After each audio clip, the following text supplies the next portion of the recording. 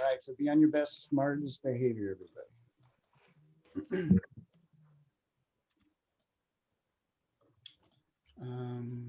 Boink. So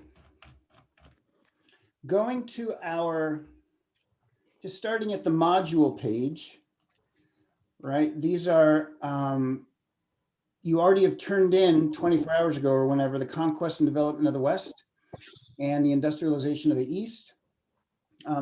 Again, I'd rather have you turn in a complete work than like, oh, I was just able to do half of them.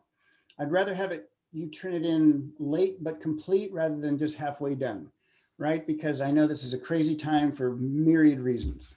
And remember, I put an example of a Model A paper if you all just want to see what other students did to get an A. This is what Jasmine was talking about, the week 1 discussion and posts. That was due, oh, it's due tonight. So Jasmine, you still have time tonight to go back and do that. And it's not I thought it was due yesterday for some reason. No, I always have the discussions due a day after the assignment, just so everybody. Okay, perfect. Done the work. All right, and so we're going to be doing week 2 and 3 because remember, week 3 is spring break. Next Tuesday, we will not have a meeting. I will be far away from anything electronic, at least internet stuff. And this week we're discussing Reconstruction, Native American resilience, and an age of empire. I'm just pressing it and we're moving on.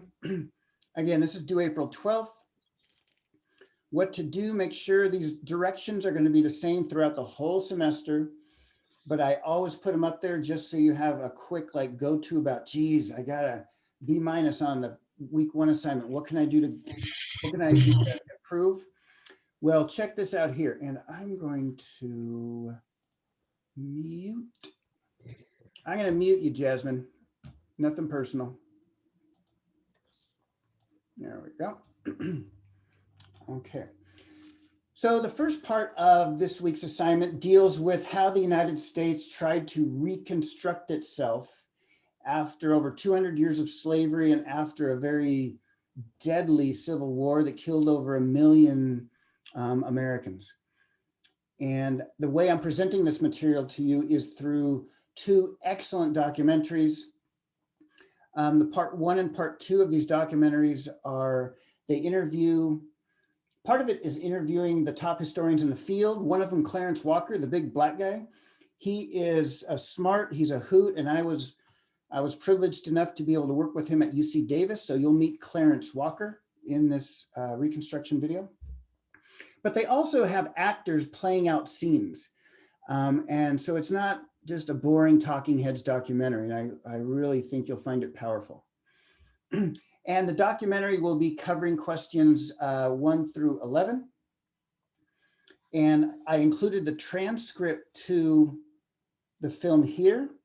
And what I like about the transcript is I clicked it right there. There's the film transcript. Say I ask you a question about Kate Stone, right? And you're like, oh man, I have kids and my mother-in-law's in town and my cat's this and that. So if you want to look for Kate Stone real quick, you know, I'll have to do the Control F thing, right? And just look for Kate Stone and boom, there she is. So this is where in the transcript she is mentioned. Does that make sense, just to economize your time? Yep, okay. So that's why I like transcripting. Go away. Okay, there we go. So there's the transcript. And here's part 2 of the film. It comes in 2 parts. And here are the questions, right? 1 through 11. And then you're going to read a letter that this former enslaved American wrote to his former master, and it is brilliant. There should be a Netflix series based all on this letter. But what we're going to focus on today, and I'm going to share a lecture with you today. Oh, and by the way, we'll be getting out earlier than scheduled today, right? Y'all don't mind that? Says mom. So what specifically I'm going to be covering is this thing called the Carlisle Indian Industrial School right here. So when you go to answer number 13, well, I'm sorry, we will be answering number 13 here together. but also make sure you read, there's a little segment in the text about the Carlisle Indian School. And there's a reading written by Richard Pratt, and Richard Pratt was the founder of the Carlisle Indian School. And this is his justification for the school. So read this short primary document. Remember, a primary document, something that was written or done during the time of the history we're talking about. A secondary source is like me, a historian talking about history, right? This is the secondary source. Okay, questions or concerns before I move forward? And please feel free to just chime in or raise a hand or do whatever. Oh, there you all are. Okay. Okay. Bum, bum, bum. Doink. So just to go back and let you know what we're going to do, I'm going to offer a lecture, then give you all about 5 or 10 minutes to like write down thoughts or answers or whatever. And then we'll talk about it because we're a small enough quorum. We can talk about it and help each other all get A's on this number 13. And then we'll be on our merry ways. But those of you who want to stay and discuss stuff with me, I'm on the clock, right? So I'll stay here. Sound like a good plan? Okay.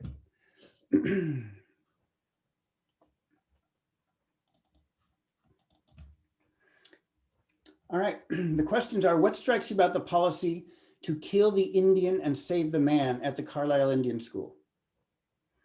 Secondly, how does Pratt, and you'll meet the guy, Richard Pratt, justify the creation of the Carlisle Indian School? And finally, were the Carlisle School Indians lucky for the opportunity to be Americanized? Were they ethnically cleansed or something else? And I'm going to turn to you real quick. What does to be ethnically cleansed mean? What's your understanding of it? My understanding of it would be to, I guess in simple terms, strip people of their culture. That's what comes to my mind. Oh my gosh, I wish historians could speak in simple terms like you can, Valeria. We can't. Simple terms are the best. Read Ernest Hemingway, great writer. So you're right, it's stripping a people of their culture, their language, their identity, right? And trying to turn them into other people. Mm-hmm. Right? Exactly right. Okay. So in addition to what does America do after over 200 years of slavery and the Civil War, the other big US dilemma that we mentioned last week was, what do we do with Native Americans? What does the US government do with Native Americans, given that settler Americans want their land and don't want Native Americans to be on the land? All right, and this is just an image of the Western United States, and all those little explosion-y things are battles or massacres. And the little colored things are reservations, right? When you have like a rhino reserve in Africa, and if you have a Native American reservation, you know you are not in charge, right? But that does not mean that Native Americans were not resilient and didn't survive and didn't, fight every step of the way. Okay. So this guy, he is one of the stars of today's lecture. I don't want to lionize him to call him a star. He's just one of the main folks. Captain General Richard Pratt. He was in charge of in charge of the Indian Wars in the West. And what Indian Wars means is basically the federal government's war to conquer Indian land and peoples. So for a number of years, he was in charge of their conquest and removal to reservations. For example, this is Richard Pratt on the left with that safari looking hat thing. He forcefully removed 72 Cheyenne, Kiowa, and Comanche warriors from the plains all the way to Fort Marion Prison, Florida. I don't know I think one of you went to visit Mount Rushmore. So you can imagine the upper plains, right? The North Dakota, South Dakota, Montana area, right? Think of that geographically, think of that in your mind's eye. What's Florida like?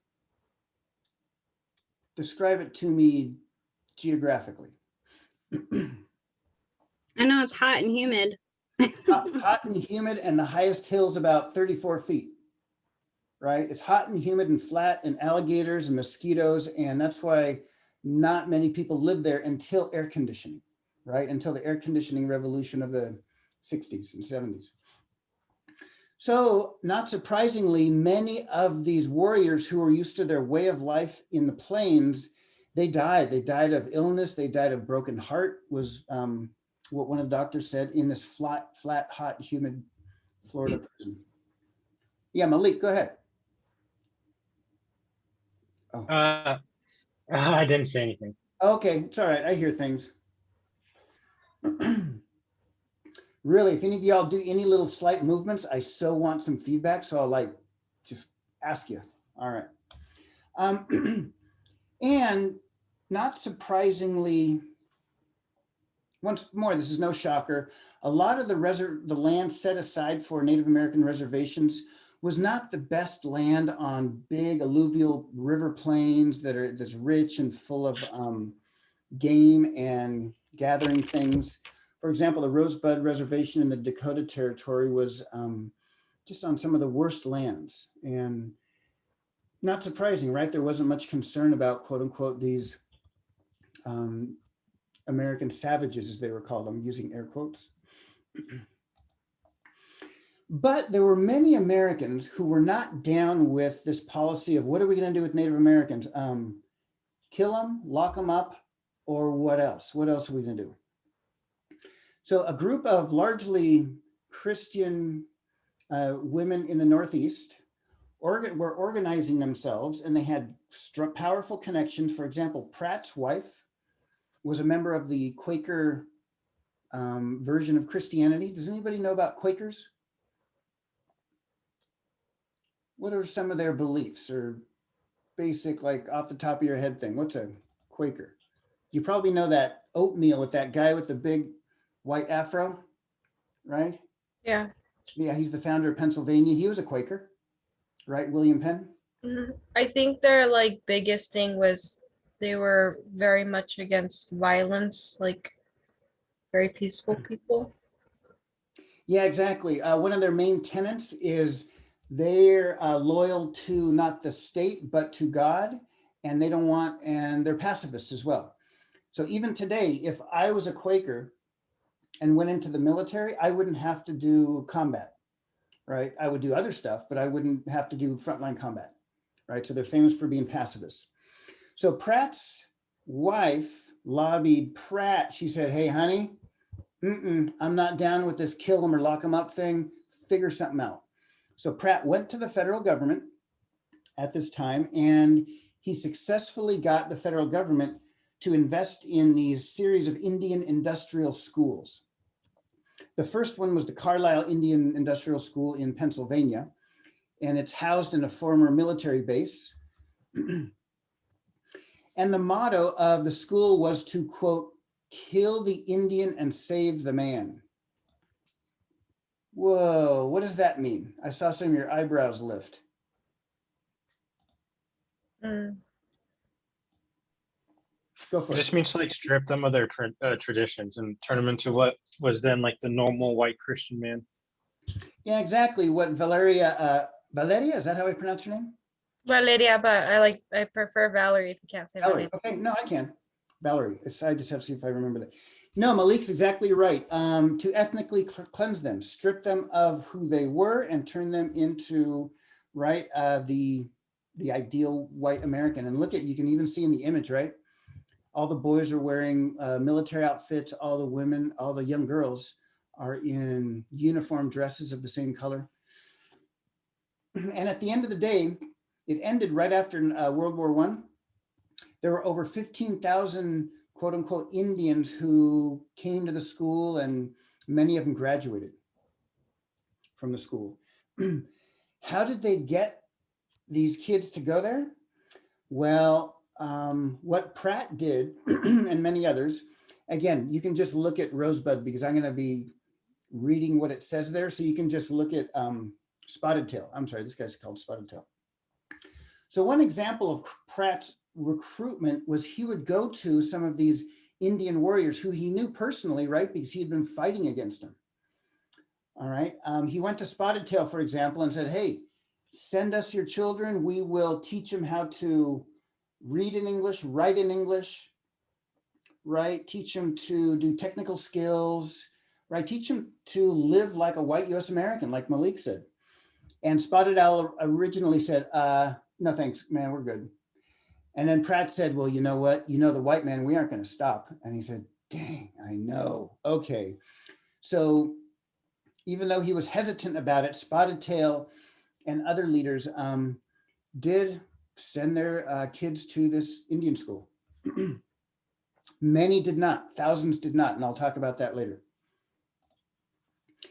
So on October 1879, with much fanfare, there was a lot of reporters on the scene in Carlisle, Pennsylvania, because these kids had been on a train.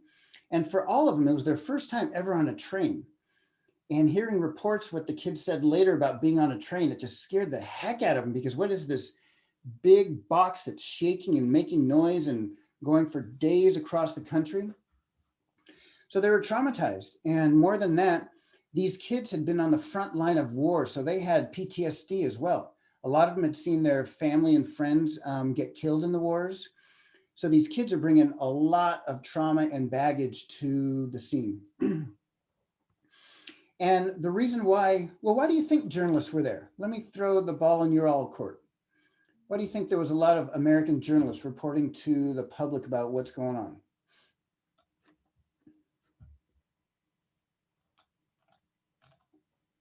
Guesses. I love guesses. Maybe it was seen as like progress for them.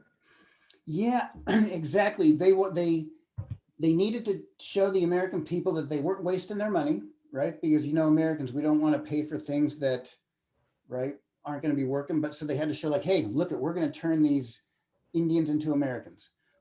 Exactly. And also for publicity. But you know what's one of the first things they did to these kids when they got off the train? They separated them into girls and boys. The boys went to the boys' dorms, the girls went to the girls' dorms, and they gave them an extreme makeover. Is that show still around? In the 90s, there was a show called Extreme Makeover where they would take somebody and never mind. But isn't this, talk about stripping you of your ethnicity, right? Wasn't like cutting their hair, especially for the boys, wasn't that kind of like offensive to them? Very much so.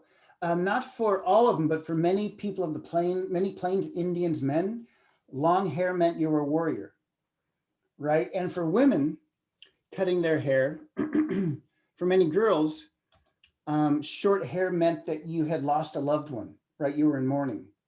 So a very traumatizing thing for these kids. You could imagine. There's numerous photos like this because, again, the Carlisle Indian School wanted to publicize to the American public, like, look it, they came in looking like this. This is a group of natives from the Pueblo area, southwestern US. They came in looking like this, and now we have them looking like that. Oh, and they also changed their names, right? This guy, Wate, became Sheldon Jackson. This guy, Casey Tewa, became John Shields, right? So taking your name away from, names are an important thing, aren't they? That's kind of crazy because my grandpa was raised by his grandpa, and he was this huge, you could definitely tell that he was pretty full-blooded Indian, and he had the craziest white man's name, and it always kind of confused me. I wonder if that is what happened to him. Maybe. So check it out. You can go to, there's a link in number 13 to go to Descendants of Carlisle Indian School Facebook page. I've not checked it out, nor do I have a Facebook account. Okay, never mind.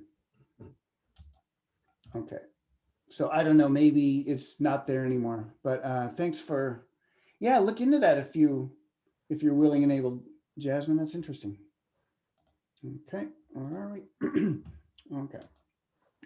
So just like military schools across America, right? Young Young white men were treated the same way at the Indian schools, right? They would all be shaven, clean cut, wearing the woolen military outfit. And this is what Pratt knew. So he thought, this is how I'm going to turn these Indian boys and girls into American boys and girls. They would march to class, they would practice drills. However, they were not allowed to wear indigenous dress, right? Hair, they weren't allowed to practice their indigenous religion, right? Or speak their language. They could not speak their language. And all the teachers were volunteers from the Northeast, kind of like these well-meaning Northeastern women who wanted to teach them. One of the women, it's a funny story, one of the teachers trying to get the young man to, go along with the program, she said, hey, if you teach me how to shoot a bow and arrow, if you teach me archery, I'll teach you the alphabet. So there's a lot of personal stories here that don't make it so black and white. And I don't have enough time to get into it now, but that's just one example. Yeah, Alyssa. Why were they making them so ashamed of like who they were? Woo, all right, that's the biggest question of them all. All right, Alyssa, that's the big question. Why ethnically cleanse them? Why strip them of their culture? Todd, Jasmine, Valerie, Taylor, Sierra, Jessica, Kane, or Malik? Why do all this? To make it easier for them to conform to their standards. Yep.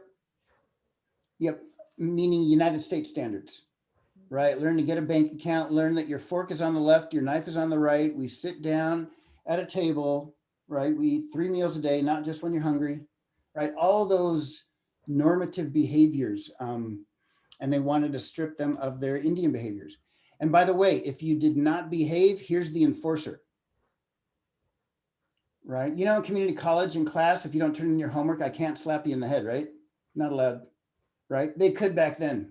Oh yeah, right? Corporal punishment was normal. So they were taught reading, writing, math in the first part of the day in a classroom with wooden chairs, right? And here they are. And here are the presidents behind them. Here's George Washington, and here's what looks like McKinley behind them. So first they were taught reading, writing, and math, English reading, writing, and math. Then the boys were sent to an industrial school and taught things like printing, how to make shoes, right? How to do industrial skills. Do you think they were taught how to be lawyers? No, exactly, right? They were taught tech skills. What do we call that at Shasta College? CTE? Or no? Anyway, technical skills, like our welding thing or diesel thing we have at school. So what do you think the girls were taught? Homemaking. Oh yeah. So did Native women know how to sew? Yeah, they knew how to sew, but right, with maybe a buffalo bone and sinew. Sinew means guts. But here they are learning US methods of sewing, laundry, and baking, right? And here they are in one of these old Singer sewing machines. And if your grandparents or family members has one of these, keep it well oiled. And these are just classic. But my point is, here they are learning to sew in an American way. Because what future jobs might they get? What jobs did many of these Native women get? What do you think when they're learning to sew, laundry, and bake? Just to stay at home? Maids. Okay. Yeah, get hired out as maids. Yep. The school did offer some respite, which means refuge from the violence of the plains. At this time, the plains, as we've known, as you know, going through this, it was a violent place. So some children did say like, oh, whew, right, at least it's safe here. They're not worried for their lives at this school. And this goes for like US soldier on Indian violence and then Native American on Native American violence, right? This offered a refuge. But it also, oh, by the way, we know a lot about this school because kids did all these assignments and somebody saved all these assignments in boxes and documents. So we have a lot of primary sources. How well can you see that? This is a student drawing called Wahoo in Two Worlds. He spelled two wrong. Isn't it crazy in English? There's like 3 ways to spell two and they all mean something different. Man, it'd be so hard to learn English as a second language. So on the left, there's a buffalo. There's a teepee down here. And there's some food he gathered. And on the right-hand side is a cow, a domesticated cow, a little square house that's hard to see, and then a plowed field that's super hard to see. So what's Woha trying to say in this picture? And I'll take a slow sip of my drink while you answer.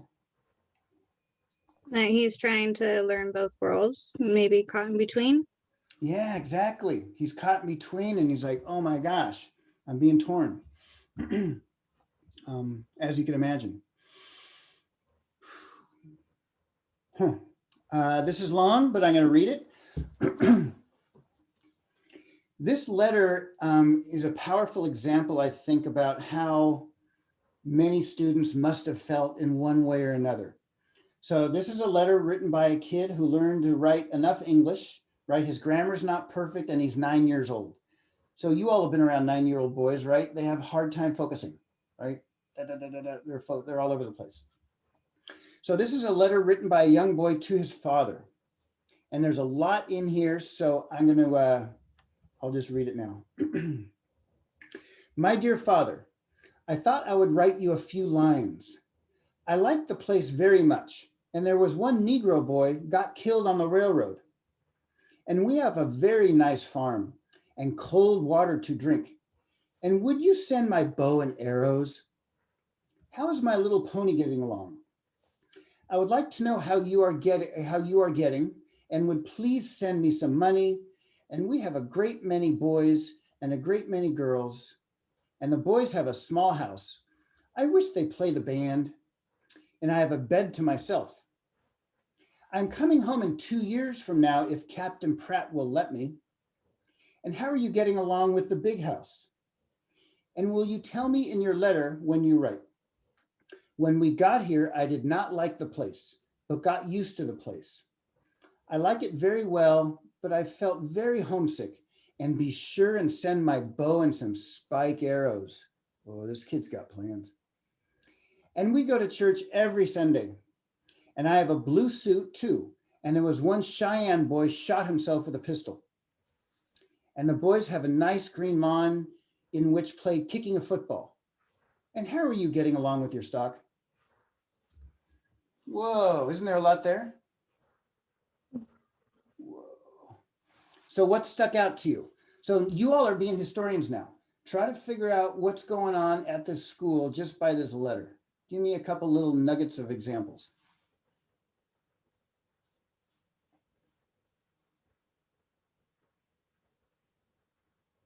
Go for it. Jessica, Kane, Malik, Taylor, Sierra. I'm just picking on you because your cameras are off, which is totally cool. One thing they're doing is that they're going to Christian church. Yep, they go to church every Sunday. Boom. Right? They're not going to practice their native religions, their Sioux religions or whatever he was. What else do you see in there? I think that he said he did not like the place, but he got used to it. Yeah, se acostumbra is a saying in Spanish. You get used to anything, right? You get used to it.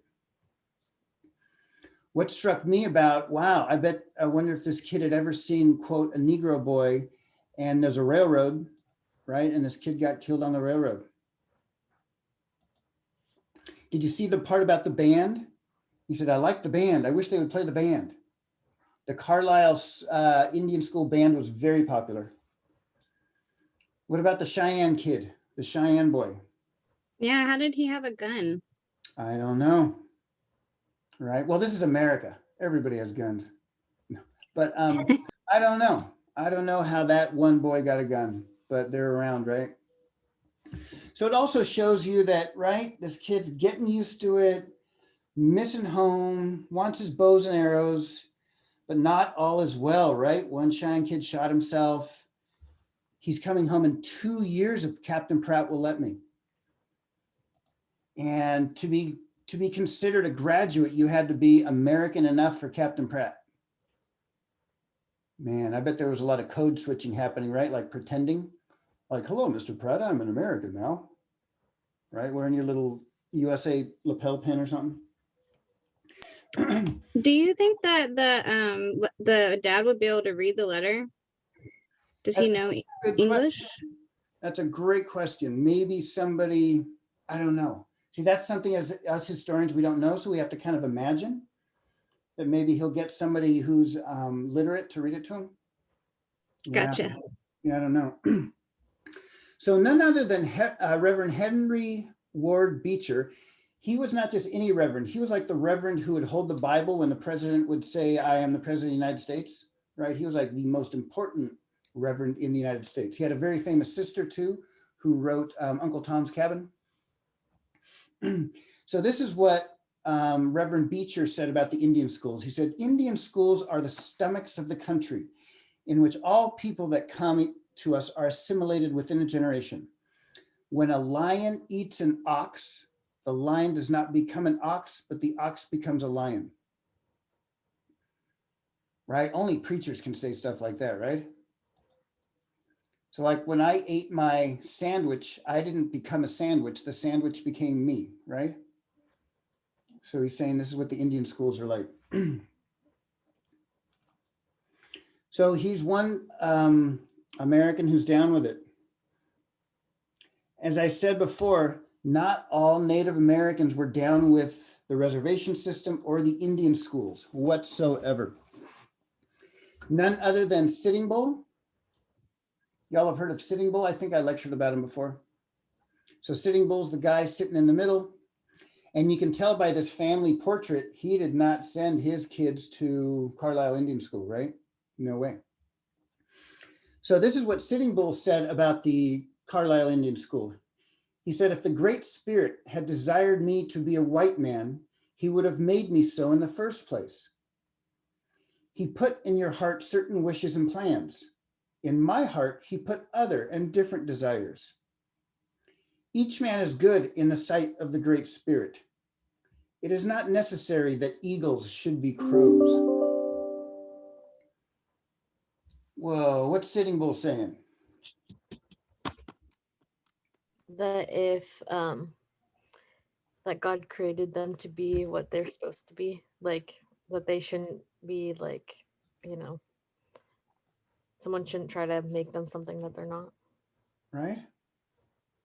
Yeah, and many Native peoples felt this way, right? Many people throughout history, I mean, have felt this way, right? So, hey, since it's the 9 of you, I'm going to let you make the executive decision. Do you all want what do you think about like a 10-minute break now? Then we'll come back and we'll finish up. Sound good? Okay, let me pause. How do I record?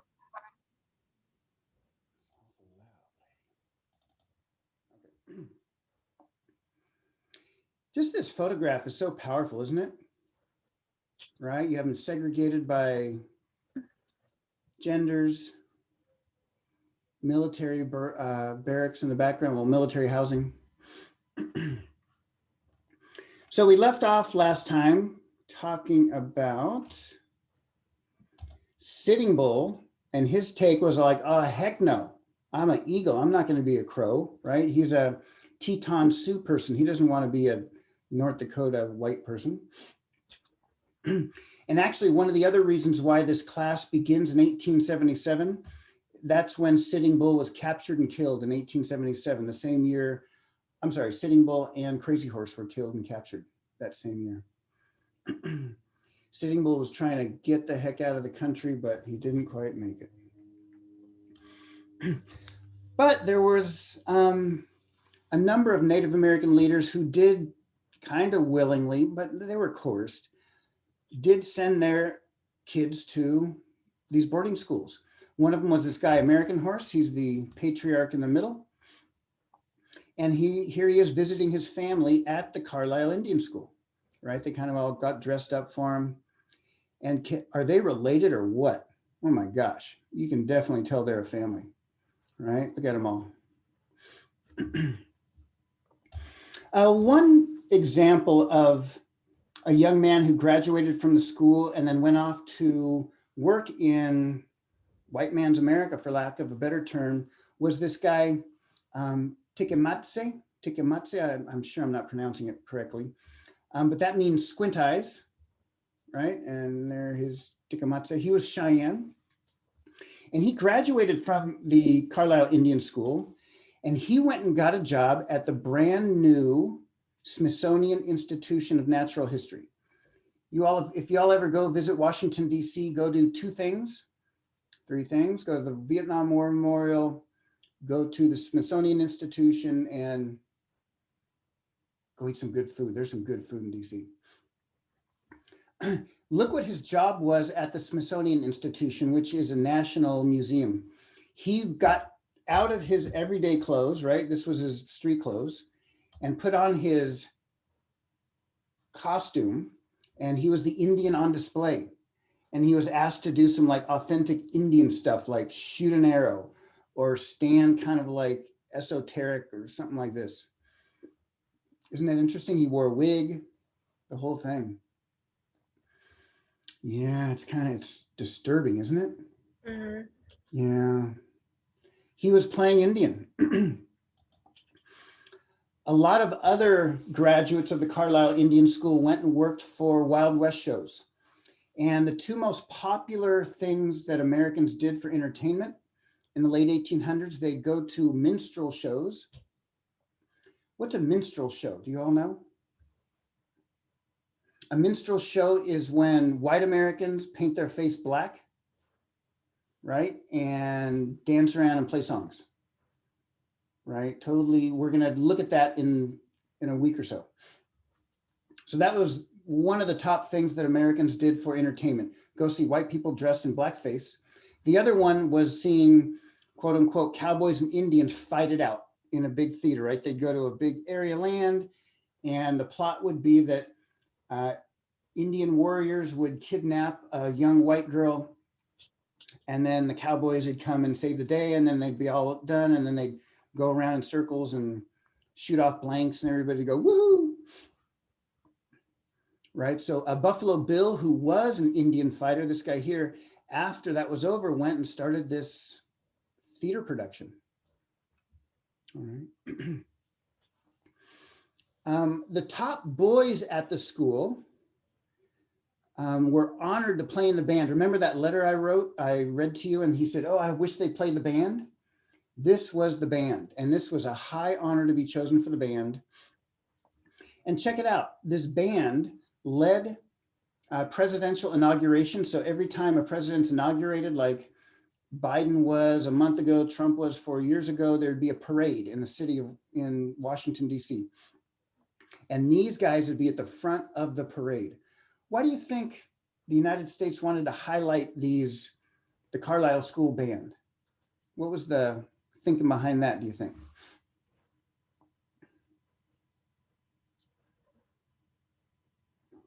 Why put them at the front? Oh, Jasmine's gone to LA and Todd's gone to the moon. Okay. Maybe to show that like they can kind of brainwash anybody. Yeah, that it worked, right? Hmm. They're showing Americans like, hey, look, it worked. They're playing in the band. Okay. Another very popular thing the Carlisle and very successful thing the Carlisle Indian School has was a football team. What better way to, teach how to be an American than to play football, right? And don't those guys look like football players? They are some big dudes. And I don't know, any of you played Pop Warner football? I know I did when I was a kid. Pop Warner football is named after the famous coach Pop Warner, who coached the Carlisle football team. Their football team was the first one to ever use the forward pass, because before that, early football was just basically, like rugby, right? You would just push the other lineman and somebody'd have the ball back and forth, running game, basically a running game. Pop Warner introduced the forward pass at Carlisle. So very, very American. And they were so good, and this was so popular that they played the powerhouses of the time. There was no NFL yet. NFL had not been invented. That's not for a few more decades. So Carlisle played the powerhouses at the time were Yale, Harvard, and Columbia. Columbia is a college in New York City. And interestingly, they would play on Thanksgiving. This was the big famous day to play Yale, Harvard, or Columbia. Why play on Thanksgiving? What's symbolic about that?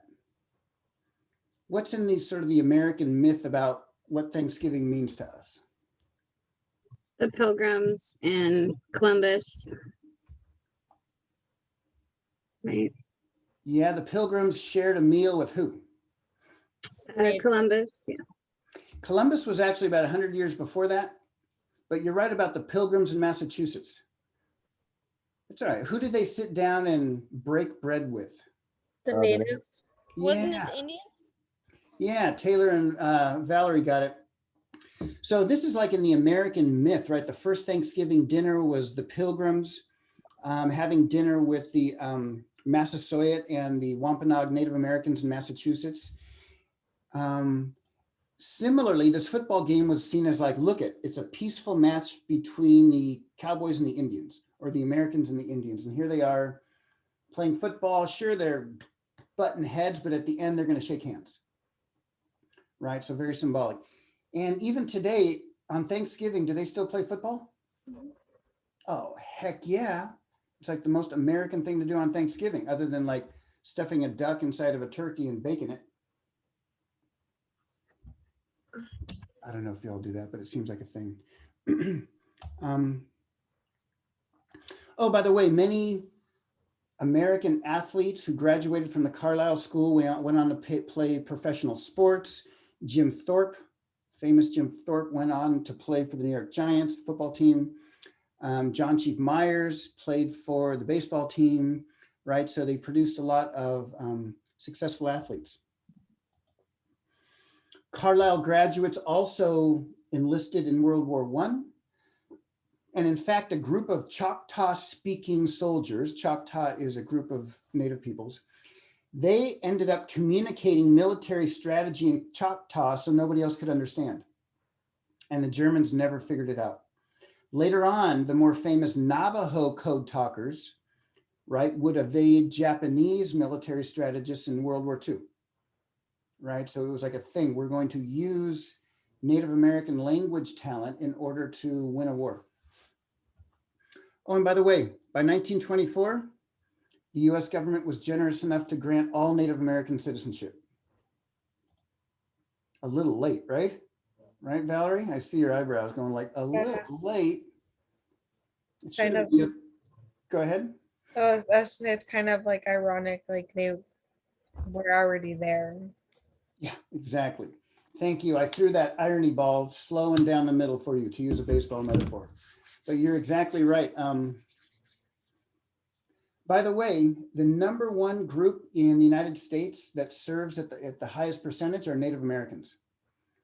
In other words, compared to their population, Native Americans serve in the service, even till today, more than like Black Americans, white Americans, Asian Americans, any other group.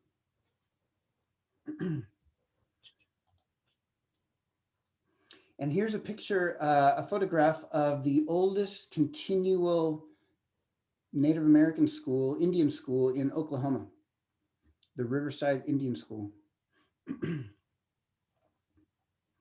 Yeah. So instead of letting you think about it at all, what do you think? What strikes you about the policy of killing the Indian to save the man? And you know what? I'm going to stop it right here. I'm sorry, I'm going to stop my recording because this is just going to be all you.